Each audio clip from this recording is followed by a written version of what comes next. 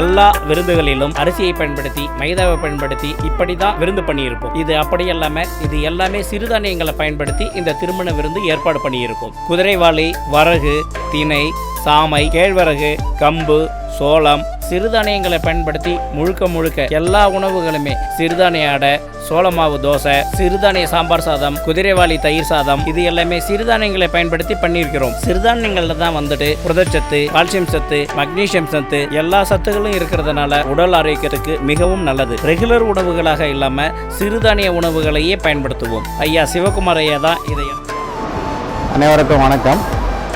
எங்கள் மகன் திருமண வரவேற்பு நிகழ்ச்சியில் முதல் முறையாக நாங்கள் நண்பர்கள் குடும்பத்தினர் மத்தியில் சிறுதானிய சிறப்பு விருந்து என்ற ஒன்றை ஏற்பாடு செய்து உடம்புக்கு நன்மை பற்றும் என்பதற்காகவே இந்த விருந்து ஏற்பாடு செய்து திரு அருண் தவசி கேட்டரர்ஸ் அவர்கள் மூலமாக இதை ஏற்பாடு செய்துள்ளோம். அனைவரும் உண்டு மகிழ்ந்து நலம் பெறுமாறு கேட்டுக்கொள்கிறோம். நன்றி, வணக்கம்.